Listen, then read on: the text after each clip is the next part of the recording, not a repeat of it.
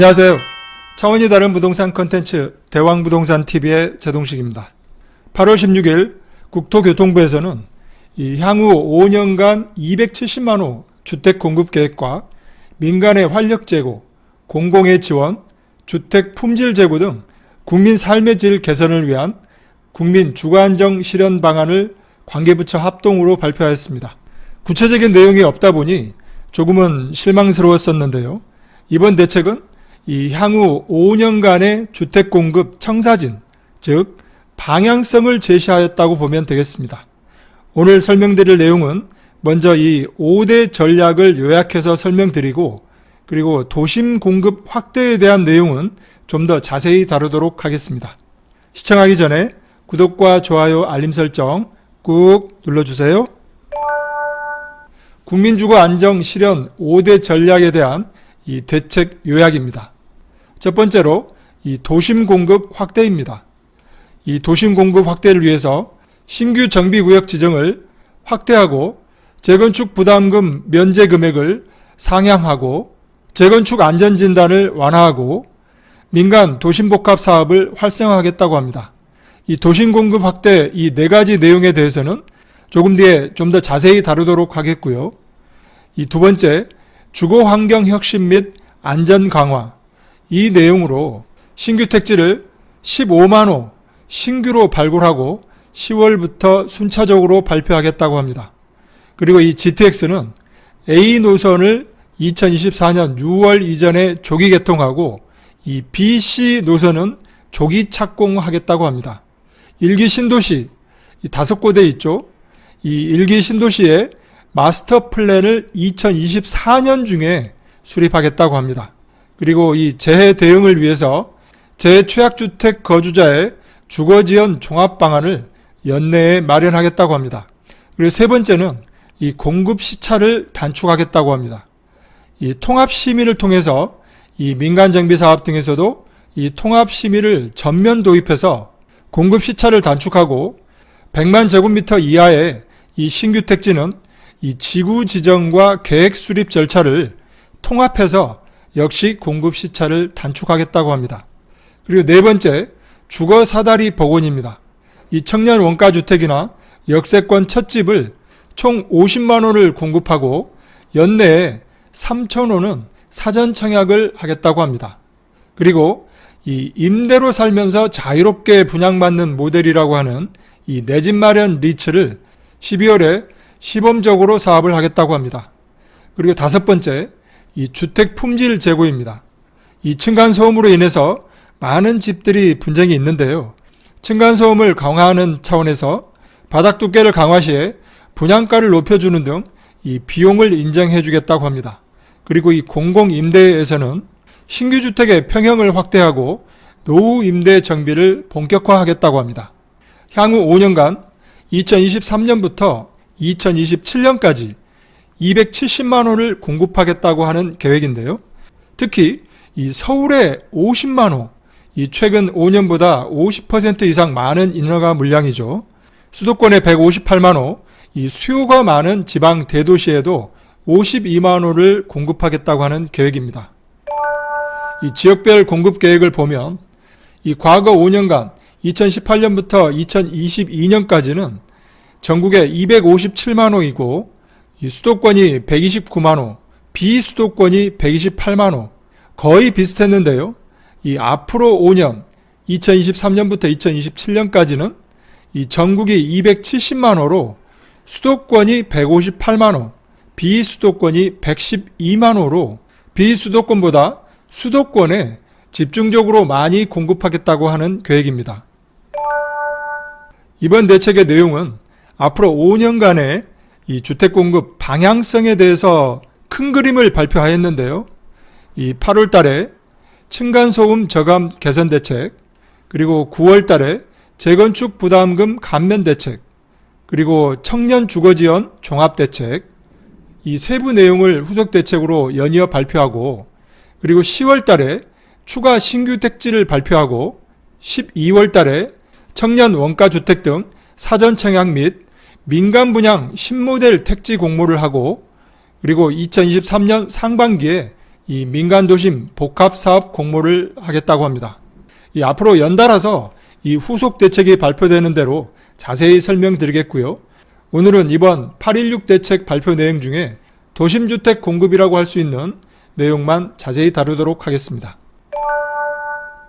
이 도심주택 공급 중에 먼저 이 재개발 재건축 사업 정상화를 착수하겠다고 합니다. 그 첫 번째 내용으로 이 신규 정비구역 지정을 촉진하겠다고 합니다.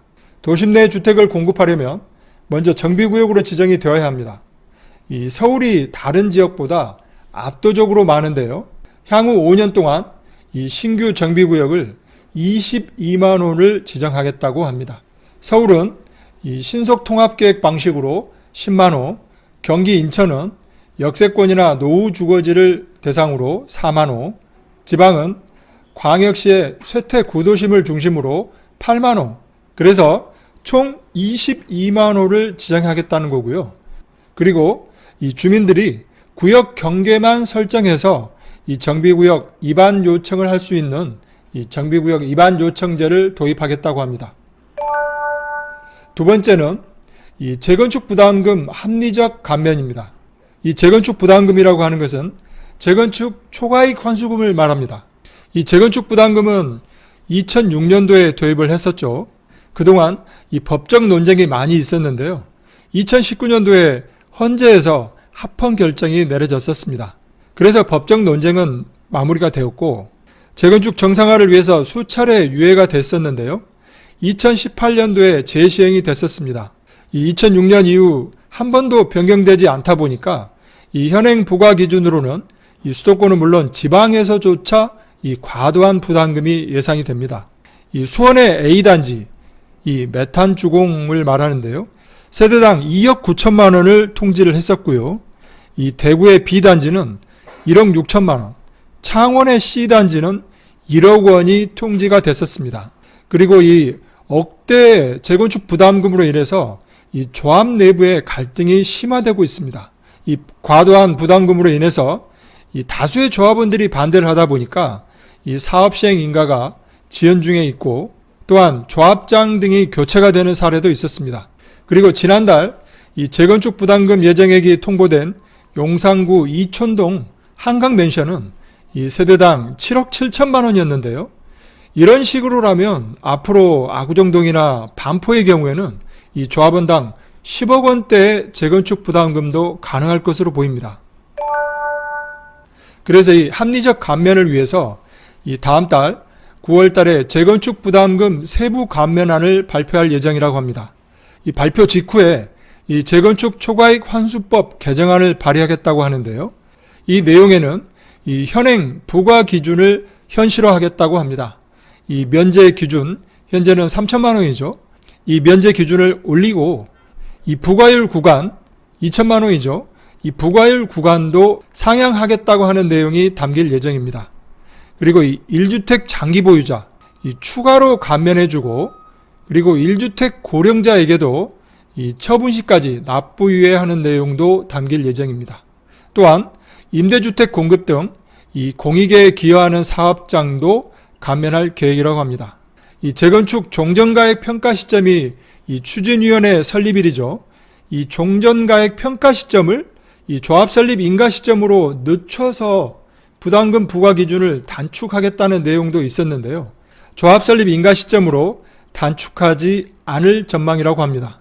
이 최근까지 크게 오른 집값 상승분이 반영되지 않아서 일부 단지에서는 이 과도한 초과이익이 발생한다는 판단에 따른 것이라고 합니다. 다음은 안전진단 제도 개선에 착수한다고 합니다. 이 안전진단은 재건축에만 있죠. 이 안전진단 규제가 2018년 3월 이후에 이 과도하게 어려워졌었습니다. 이 구주 안전성 비중이 20%에서 50%로 오르다 보니까 이 안전진단을 통과하는 이 통과율이 대폭 줄어들었죠. 이 개정 후에 2018년 3월 개정 후에 3년 동안 딱 5곳밖에 없었다고 합니다. 그렇다 보니 이 도심주택 공급이 이루어질 수가 없었던 거죠. 그래서 이 탄력적으로 이 평가 항목 배점을 조정하겠다고 합니다. 이 구조 안전성 비중을 이 50%에서 30 내지 40%로 하향 조정하고, 그리고 이 지자체에게 탄력적 평가 항목 배점을 조정할 수 있는 권한을 부여하겠다고 합니다. 그리고 이 재건축 안전진단 절차에서 이 예비 안전진단을 통과하고 이 정밀 안전진단을 받았을 때 그 결과가 이 D등급인 경우에는 한국건설기술연구원이나 국토안전관리원에서 이 추가로 적정성 검토를 받아야 했었습니다.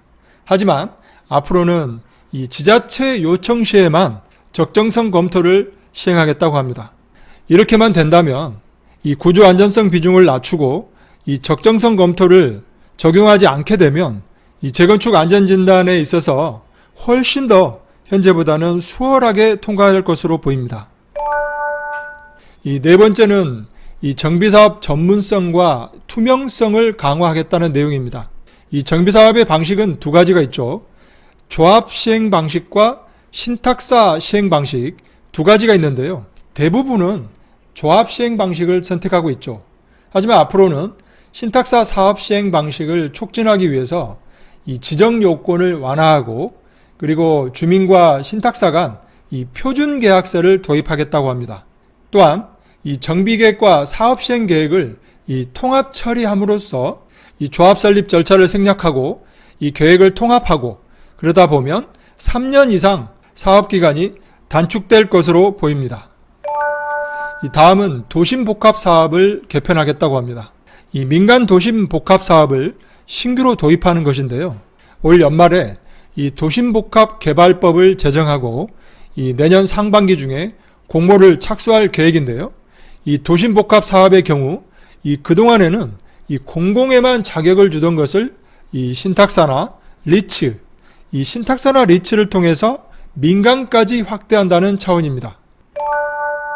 이 민간 도심복합 사업을 하게 되면 이 공공사업 수준의 용적률과 세제 혜택, 그리고 공원 및 녹지의 기준을 완화하는 등 이 인센티브를 적용하면서 이 필요시에 이 규제 특례를 부여하여 도시 경쟁력을 강화하겠다고 합니다.